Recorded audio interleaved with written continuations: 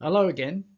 Well, my new book, as you can see illustrated here, Functional Herbal Therapy, has been out for a while, a few years, but I thought it would be valuable to just incorporate a range of primer videos that can get you introduced into what I would describe as a new and valuable way of prescribing herbs in the context of complex modern diseases. So I've divided this into four separate videos, and the topics that we will cover over the four parts are the roots, the origins of functional herbal therapy, what is functional medicine, and that's why we're drawing the word function from the concept of functional medicine. Defining the functional herbal therapy, firstly, the key attributes, and then the core strategies. So the key attributes will be in the second video, and expanding some, but not all, of the core strategies will be in videos 3 and 4. So why do we need functional herbal therapy? I believe we need it because it's a robust modernization of Western herbal therapeutics that provides a new framework for revitalizing herbal prescribing and making it quite relevant to the therapeutic challenges that we face today. And it can even give us information of how to effectively, or at least credibly, target complex diseases for which there are, on the face of it, no known herbal treatments, or indeed no known treatments at all.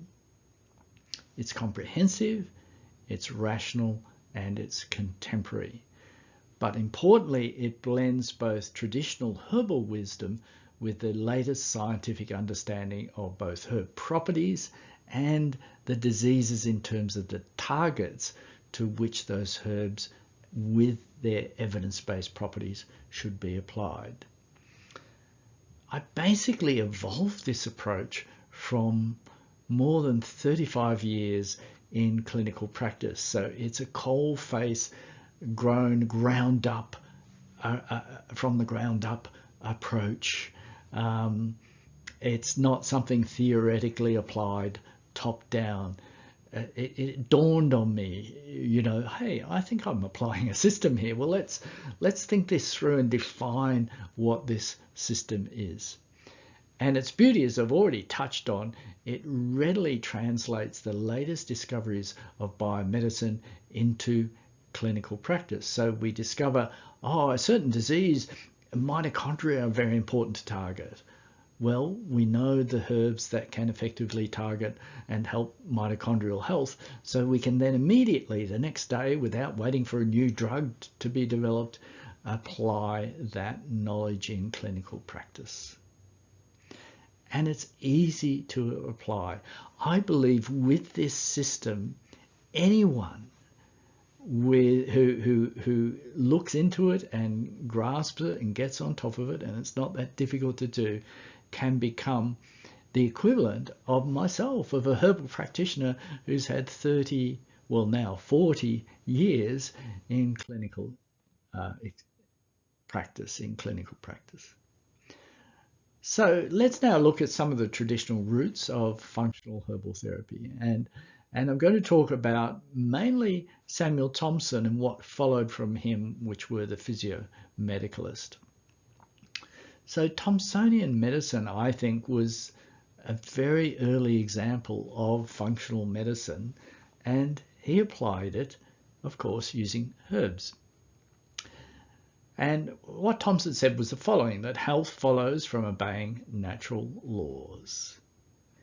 And disease is an obstruction or diminution of vital energy. And we can expand that concept of vital energy, because it is controversial, into those normal physiological processes that maintain life and maintain health at all levels: cellular, tissue, organ, system, body. And in a sense, it's caused by a violation of natural laws. So example, is it natural to inhale a lot of smoke into your lungs? No. So what happens? Over time, that violation of not breathing clean air can give you lung cancer. Simple example. Now, at the time of Thompson, the biggest killer was acute infections, and particularly febrile infections. And conventional medicine was very focused on ways to just abort or bring down a fever. And Thompson was the first to say that symptoms like the cardinal example of fever are not due to the effect of the disease. They're resulting from the disease. They're not the disease itself. And it could indeed be a healthy response of the body to the disease and therefore needs to be managed, controlled, but not unduly suppressed. And disease has only one basic type of cure: to remove obstructions or restore the vital energy.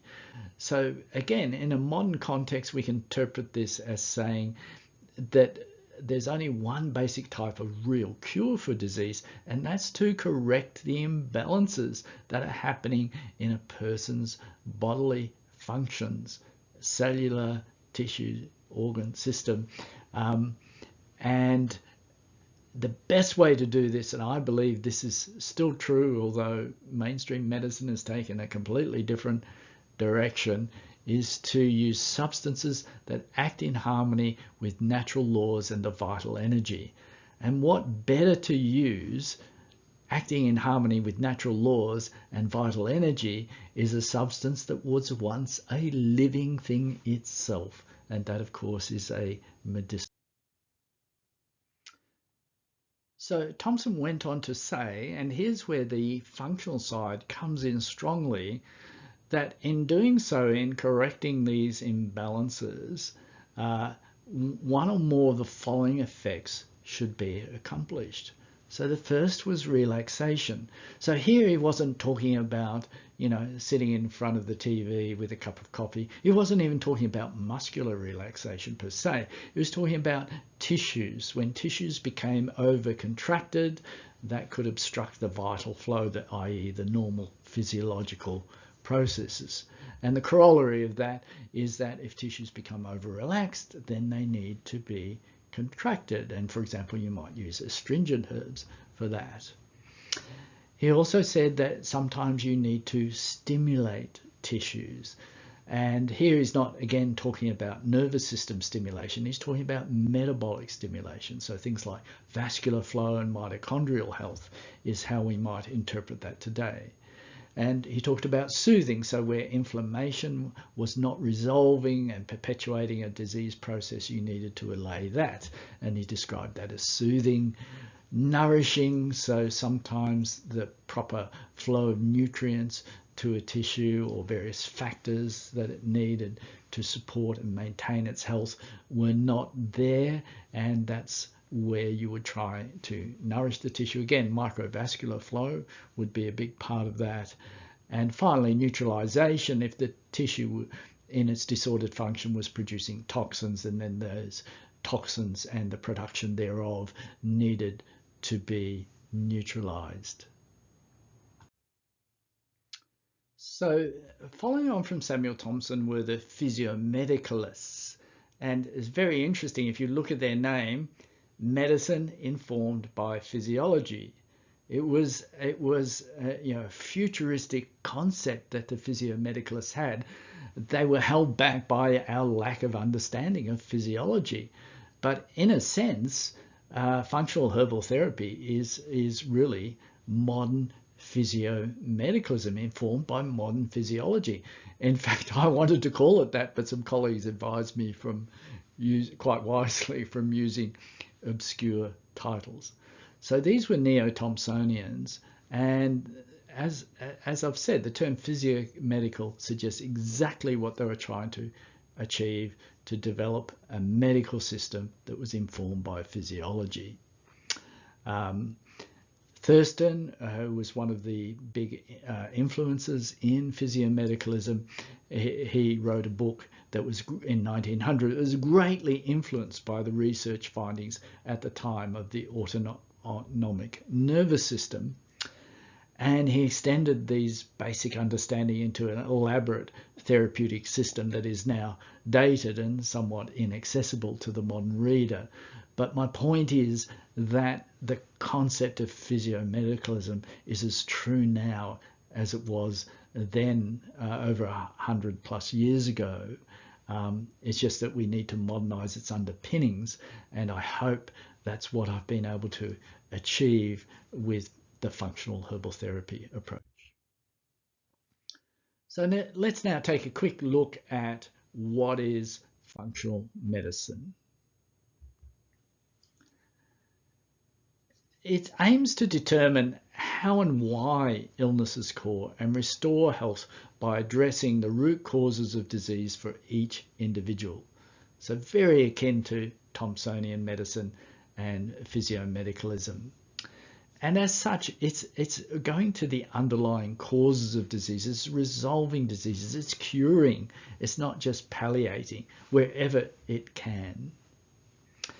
And it uses a systems-oriented approach, and indeed I use the same systems-oriented approach in functional herbal therapy, and it's patient-centered.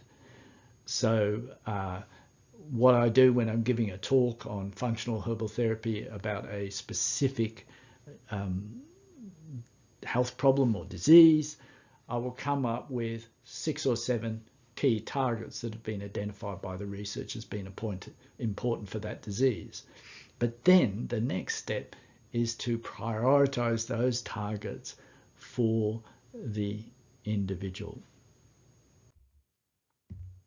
Continuing on, history together with genetic, environmental and lifestyle factors are paramount. They form what's called the matrix, but in addition, very importantly, is the modern understanding of what is causing this disease and what is driving it, and then applied to that individual person in front of you. And this is my take here, and it's particularly relevant to functional herbal therapy. Priority is given to remedies that restore the body's physiology, the dynamic interactions that maintain life back to normal functioning. So before I knew much about functional medicine, and before I even had developed the concept of functional herbal therapy, you can see, for example, in the first edition of Principles and Practice of Phytotherapy, I was talking about physiological enhancement, how a lot of herbs work because they enhanced physiological processes.